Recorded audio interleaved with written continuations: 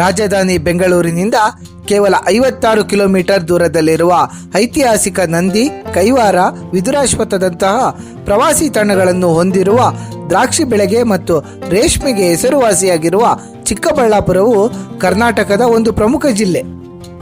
ಮೊದಲು ಕೋಲಾರ ಜಿಲ್ಲೆಯ ಭಾಗವಾಗಿದ್ದ ಈ ಜಿಲ್ಲೆಯನ್ನು 23 ಆಗಸ್ಟ್ 2007ನೇ ಇಸವಿಯಲ್ಲಿ ಹೊಸ ಜಿಲ್ಲೆಯಾಗಿ ಘೋಷಿಸಲಾಯಿತು.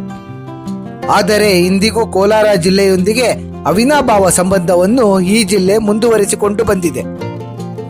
ಈ ಜಿಲ್ಲೆಯು ಪ್ರಸ್ತುತ 6 ತಾಲೂಕುಗಳನ್ನು ಹೊಂದಿದೆ. ಅವುಗಳೆಂದರೆ: ಜಿಲ್ಲಾ ಕೇಂದ್ರ ಚಿಕ್ಕಬಳ್ಳಾಪುರ, ಜಿಲ್ಲೆಯ ಪ್ರಮುಖ ವಾಣಿಜ್ಯ ಕೇಂದ್ರ ಚಿಂತಾಮಣಿ, ರೇಷ್ಮೆ ಬೆಳೆಗಾರಿಕೆಗೆ ಪ್ರಸಿದ್ಧಿಯನ್ನು ಪಡೆದ ಶಿಡ್ಲಘಟ್ಟ, ಎಚ್ ನರಸಿಂಹಯ್ಯನವರ ಹುಟ್ಟೂರಾದ ಗೌರಿಬಿದನೂರು, ಪಾಳೆಗಾರರ ಕಾಲದ ಸುಂದರ ಕೋಟೆಗಳನ್ನೊಳಗೊಂಡ ಗುಡಿಬಂಡೆ, ಪೌರಾಣಿಕ ಹಿನ್ನೆಲೆಯ ಗಡಿದಂ ಎಂಬ ಪಟ್ಟಣವನ್ನು ಒಳಗೊಂಡ ಬಾಗೇಪಲ್ಲಿ. ವಿಶೇಷತೆಗಳು: ವಿಶ್ವಪ್ರಸಿದ್ಧ ವಾಸ್ತುಶಿಲ್ಪಿ, ನವಭಾರತ ನಿರ್ಮಾತೃ, ಮುಖ್ಯ ಇಂಜಿನಿಯರ್ ಆಗಿದ್ದ ಭಾರತ ರತ್ನ ಸರ್ ಎಂ ವಿಶ್ವೇಶ್ವರಯ್ಯನವರ ಜನ್ಮಸ್ಥಳವೇ ಈ ಚಿಕ್ಕಬಳ್ಳಾಪುರ. ವಿಶ್ವೇಶ್ವರಯ್ಯನವರ ಜನ್ಮಸ್ಥಳವೆಂಬ ಸ್ಥಳಮಹಿಮೆ ಎಂಬಂತೆ ಚಿಕ್ಕಬಳ್ಳಾಪುರವು ಪ್ರಮುಖ ವಿದ್ಯಾಕೇಂದ್ರವಾಗಿಯೂ ಬೆಳೆದಿದೆ. ಸರ್ ಎಂ ವಿಶ್ವೇಶ್ವರಯ್ಯನವರ ಜನ್ಮಸ್ಥಳವಾದ ಚಿಕ್ಕಬಳ್ಳಾಪುರ ಜಿಲ್ಲೆಯ ಮುದ್ದೇನಹಳ್ಳಿಯಲ್ಲಿ ಇಂದು ವಿಶ್ವೇಶ್ವರಯ್ಯ ತಾಂತ್ರಿಕ ವಿದ್ಯಾಲಯ, ಸತ್ಯಸಾಯಿಬಾಬಾ ವಿಶ್ವವಿದ್ಯಾಲಯಗಳು ಸ್ಥಾಪಿತಗೊಂಡು ಚಿಕ್ಕಬಳ್ಳಾಪುರವನ್ನು ಶಿಕ್ಷಣ ಕಾಶಿಯನ್ನಾಗಿಸಿವೆ. ಈ ಜಿಲ್ಲೆಗೆ ಸರ್ ಎಂ ವಿಶ್ವೇಶ್ವರಯ್ಯ ಜಿಲ್ಲೆ ಎಂದು ಮರುನಾಮಕರಣ ಮಾಡಬೇಕೆನ್ನುವ ಆಸೆ ಜನರ ಮನದಲ್ಲಿದೆ. ಕರ್ನಾಟಕದ ಜಲಿಯನ್ ವಾಲಾಬಾಗ್ ಎಂದೇ ಕರೆಯಲ್ಪಡುವ ವಿದುರಾಶ್ವತ್ಥ ಇರುವುದು ಇದೇ ಚಿಕ್ಕಬಳ್ಳಾಪುರ ಜಿಲ್ಲೆಯಲ್ಲಿ. ಗೌರಿಬಿದನೂರಿನಲ್ಲಿರುವ ವಿದುರಾಶ್ವತ್ಥದಲ್ಲಿ ಶಿವಪುರ ಧ್ವಜ ಸತ್ಯಾಗ್ರಹದಿಂದ ಪ್ರೇರಣೆಗೊಂಡಿದ್ದ ಹೋರಾಟಗಾರರು 1938ನೇ ಇಸವಿಯಲ್ಲಿ ಧ್ವಜ ಸತ್ಯಾಗ್ರಹ ಕೈಗೊಂಡಿದ್ದರು. ಇದರಿಂದ ಕೆರಳಿದ ಬ್ರಿಟಿಷರು ಗೋಲಿಬಾರ್ ನಡೆಸಿದಾಗ 32 ಮಂದಿ ಬಲಿಯಾಗಿ ಹಲವರು ಗಾಯಗೊಂಡಿದ್ದರು. ಆದುದರಿಂದಲೇ ವಿದುರಾಶ್ವತ್ಥವನ್ನು ಕರ್ನಾಟಕದ ಜಲಿಯನ್ ವಾಲಾಬಾಗ್ ಎಂದು ಕರೆಯಲಾಗುತ್ತದೆ. ಹೋರಾಟಗಾರರ ನೆನಪಿಗೆ ಇಲ್ಲಿ ವೀರಸೌಧ, ಸ್ತೂಪಗಳು, ವೀರಗಲ್ಲುಗಳು ನಿರ್ಮಿಸಲಾಗಿದೆ. ರಾಷ್ಟ್ರಪಿತ ಮಹಾತ್ಮ ಗಾಂಧಿಯವರು ತೀವ್ರ ಅನಾರೋಗ್ಯಕ್ಕೆ ತುತ್ತಾದಾಗ ಇದೇ ಜಿಲ್ಲೆಯ ನಂದಿ ಬೆಟ್ಟಕ್ಕೆ 2 ಬಾರಿ ಬಂದು ತಂಗಿದ್ದರಂತೆ. ಅಷ್ಟೇ ಅಲ್ಲದೆ ಜಿಲ್ಲೆಯ ವಿದುರಾಶ್ವತ್ಥ, ಗೌರಿಬಿದನೂರು, ಚಿಕ್ಕಬಳ್ಳಾಪುರ, ಚಿಂತಾಮಣಿ, ಶಿಡ್ಲಘಟ್ಟಕ್ಕೆ ಭೇಟಿ ನೀಡಿ ಹರಿಜನ ನಿಧಿ ಸಂಗ್ರಹಿಸಿದ್ದರು. ಚಿಕ್ಕಬಳ್ಳಾಪುರದ ಮೆಣಸಿನಕಾಯಿ ತನ್ನದೇ ರುಚಿ, ಖಾರ ಹಾಗೂ ಸ್ವಾದಕ್ಕೆ ಹೆಸರುವಾಸಿಯಾಗಿದೆ. ಇಷ್ಟೇ ಅಲ್ಲದೆ ರಾಜ್ಯದಲ್ಲಿ ಅತಿ ವಿಸ್ತಾರವಾದ ಟೊಮಾಟೊ ಮಾರುಕಟ್ಟೆ ಇಲ್ಲಿದೆ. ಇಲ್ಲಿ ತಯಾರಾಗುವ ರೇಷ್ಮೆ ನೂಲು, ಚಕ್ಕುಲಿ, ನಿಪ್ಪಟ್ಟು, ಕಡಲೆ ಬೀಜದಂತಹ ಕುರುಕಲು ತಿಂಡಿಗಳು ಇತರ ರಾಜ್ಯಗಳಿಗೂ ರಫ್ತಾಗುತ್ತದೆ. ಇಲ್ಲಿನ ಚಿಂತಾಮಣಿ ತಾಲೂಕು ಚಿನ್ನ, ಬೆಳ್ಳಿ ಕೆಲಸಕ್ಕೆ ಹೆಸರುವಾಸಿಯಾಗಿದೆ.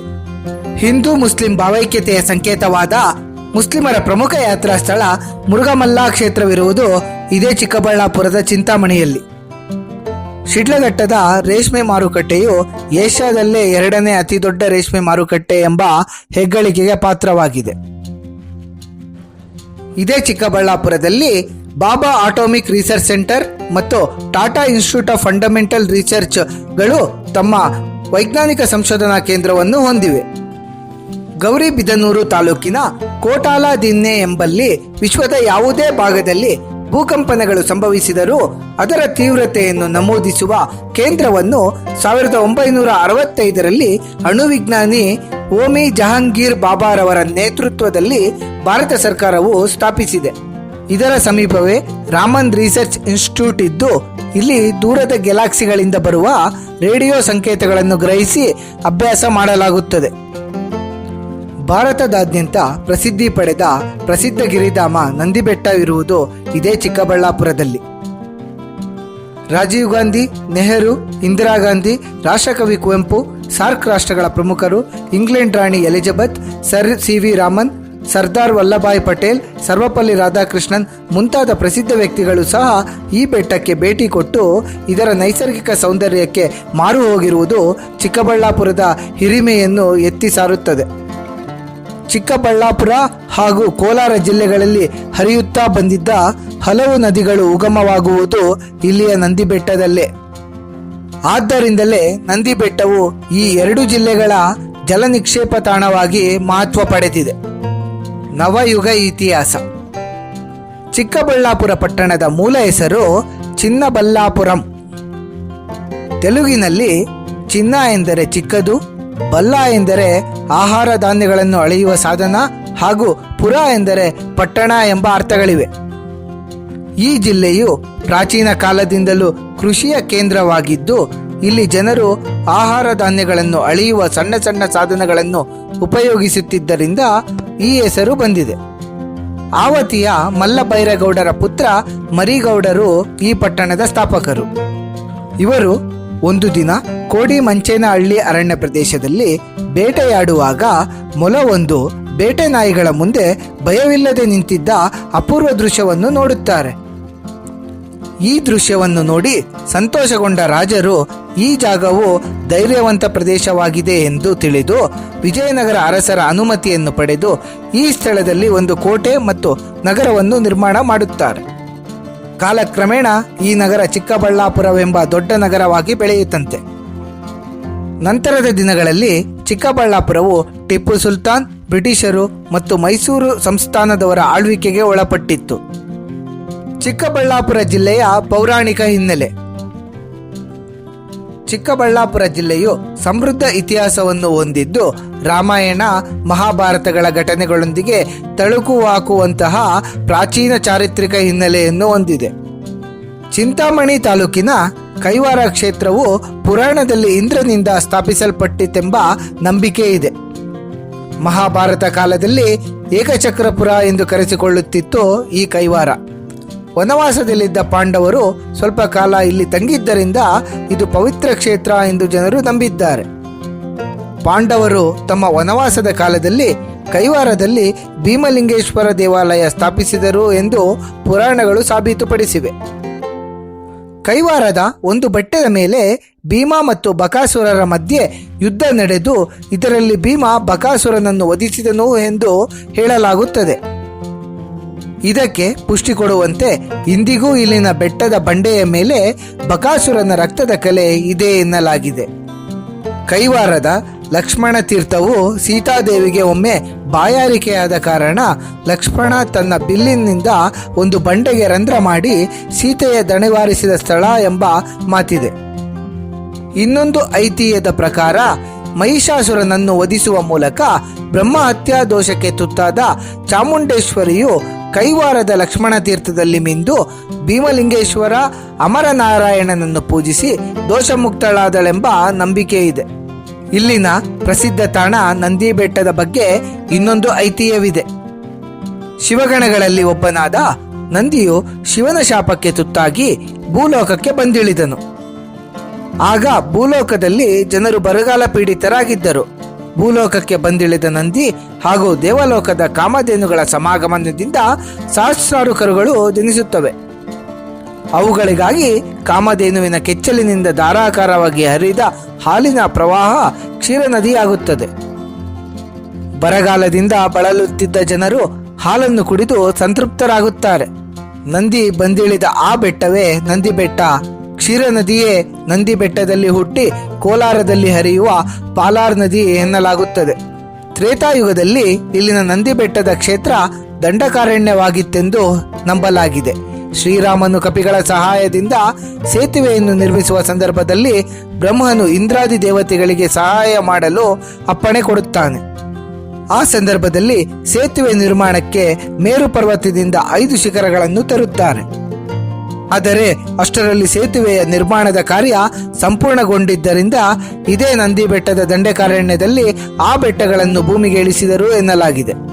ಕೂಷ್ಮಾಂಡ ಋಷಿ ಇಲ್ಲಿ ತಪಸ್ಸು ಮಾಡಿದನೆಂದು ಸ್ಥಳ ಪುರಾಣವಿದೆ. ಆದ್ದರಿಂದ ಇದಕ್ಕೆ ಕೂಷ್ಮಾಂಡಗಿರಿ ಎಂದು ಹೇಳಲಾಗುತ್ತದೆ. ಶಿಡ್ಲಘಟ್ಟ ತಾಲೂಕಿನ ಸಾದಲಿ ಎಂಬ ಊರು ಸಹ ಮಹಾಭಾರತದೊಂದಿಗೆ ತಳುಕು ಹಾಕಿಕೊಂಡಿದೆ. ಪಾಂಡವರ ಸಹೋದರರಲ್ಲಿ ಒಬ್ಬನಾದ ಸಹದೇವನು ಸಾದಲಿಯನ್ನು ನಿರ್ಮಿಸಿದನಂತೆ. ಅವನ ಕಾಲದಲ್ಲಿ ಸಾದಲಿಗೆ ಸಹದೇವ ಪಟ್ಟಣ ಎಂದು ಕರೆಯಲಾಗುತ್ತಿತ್ತು ಎಂದು ನಂಬಲಾಗಿದೆ. ಗೌರಿಬಿದನೂರು ಹಿಂದೆ ಬಿದನೂರು ಎಂದು ಕರೆಸಿಕೊಳ್ಳುತ್ತಿತ್ತು. ಇಲ್ಲಿನ ವಿದುರಾಶ್ವಥ ಎಂಬ ಸ್ಥಳದಲ್ಲಿ ಮಹಾಭಾರತದ ಧೃತರಾಷ್ಟ್ರರ ಮಂತ್ರಿಯಾದ ಶ್ರೀ ವಿದುರರು ಇಲ್ಲಿ ಅಶ್ವತ್ಥ ಸಸ್ಯ ನೆಟ್ಟು ಬೆಳೆಸಿದ ಹಿನ್ನೆಲೆಯಲ್ಲಿ ವಿದುರಾಶ್ವಥ ಎಂಬ ಹೆಸರು ಬಂದಿತೆಂದು ಪ್ರತೀತಿ ಇದೆ. ಬಾಗೇಪಲ್ಲಿ ತಾಲೂಕಿನ ಗಡಿದಂನ ಮೂಲ ಹೆಸರು ದೇವರಗುಡಿಪಲ್ಲಿ. ಗಡಿದಂನ ಬೆಟ್ಟವು ಘಟೋತ್ಕಚನ ಜನ್ಮಸ್ಥಾನ ಎಂದು ಹೇಳಲಾಗುತ್ತದೆ. ಜನಮೇಜಯ ರಾಜರು ಇಲ್ಲಿ ಸರ್ಪಯಾಗವನ್ನು ಮಾಡಿದ್ದು ಇಲ್ಲಿ ವೆಂಗಳನಾಥ ಮೂರ್ತಿಯನ್ನು ಪ್ರತಿಷ್ಠಾಪಿಸಿದ್ದರು ಎಂದು ಪುರಾಣದಲ್ಲಿ ಉಲ್ಲೇಖವಿದೆ. ಹಲವು ವರ್ಷಗಳ ಕಾಲ ಈ ಪ್ರಾಂತ್ಯದಲ್ಲಿ ಮಳೆ ಬಾರದಿದ್ದರೆ ಈ ಗಡಿದಂನ ಬೆಟ್ಟದ ಸುತ್ತಲೂ ಭಜನೆ ಮಾಡಿದರೆ ಮಳೆ ಬರುತ್ತದೆ ಎಂಬ ಪ್ರತೀತಿ ಇದೆ. ಗುಡಿಬಂಡೆ ತಾಲೂಕಿನ ಒಂದು ಬೃಹತ್ ಬಂಡೆಯ ಮೇಲೆ ಚಂದ್ರಕೀರ್ತಿ ಮಹಾಮುನಿಗಳು ತಪಸ್ಸು ಮಾಡಿದರು ಎಂದು ಹೇಳಲಾಗುತ್ತದೆ. ರಂಗಸ್ಥಳದ ರಂಗನಾಥ ಸ್ವಾಮಿಯ ದೇವಾಲಯದ ಸ್ಥಾಪನೆಯ ಕುರಿತಂತೆ ಪೌರಾಣಿಕ ಐತಿಹ್ಯವಿದೆ. ಶ್ರೀರಾಮನ ಪಟ್ಟಾಭಿಷೇಕ ಸಂದರ್ಭದಲ್ಲಿ ರಾವಣನ ತಮ್ಮ ವಿಭೀಷಣನಿಗೆ ಶ್ರೀರಾಮ ಶಕ್ತಿ ಹಾಗೂ ಸಾಮರ್ಥ್ಯಗಳ ವರ್ಧನೆಗಾಗಿ ರಂಗನಾಥ ಸ್ವಾಮಿಯನ್ನು ಪೂಜಿಸೆಂದು ಒಂದು ಬಿದಿರಿನ ಬುಟ್ಟಿಯಲ್ಲಿ ಶ್ರೀ ರಂಗನಾಥನ ವಿಗ್ರಹವಿಟ್ಟು ಉಡುಗೊರೆಯಾಗಿ ನೀಡುತ್ತಾನೆ. ಸಪ್ತ ಋಷಿಗಳ ಸಲಹೆಯ ಮೇರೆಗೆ ಶ್ರೀ ವಿಭೀಷಣರು ರಂಗನಾಥ ಸ್ವಾಮಿಯನ್ನು ರಂಗಸ್ಥಳದಲ್ಲಿ ಸ್ಥಾಪಿಸಿದರು ಎನ್ನಲಾಗಿದೆ. ದೇವತೆಗಳ ದೊರೆ ದೇವೇಂದ್ರನು ವೃತಾಸುರನೆಂಬ ರಕ್ಕಸನನ್ನು ವಧಿಸಿದ ನಂತರ ಪಾಪ ಪರಿಹಾರಾರ್ಥವಾಗಿ ಪಂಚನಾರಾಯಣರನ್ನು ಭೂಲೋಕದಲ್ಲಿ ಪ್ರತಿಷ್ಠಾಪಿಸುತ್ತಾನೆ. ಅದರಲ್ಲಿ ಕೈವಾರದ ಅಮರನಾರಾಯಣರೂ ಒಂದು. ಕೈವಾರದಲ್ಲಿ ಇಂದ್ರನು ಶ್ರೀ ವಿಷ್ಣುವನ್ನು ತನ್ನ ಕೈಯಾರೆ ಪ್ರತಿಷ್ಠಾಪಿಸಿದ್ದರಿಂದ ತನ್ನ ಅಮರ ಎಂಬ ಹೆಸರು ಸೇರಿಸಿ ಅಮರನಾರಾಯಣ ಎಂಬ ಹೆಸರಿಟ್ಟಿದ್ದಾನೆ ಎನ್ನಲಾಗಿದೆ.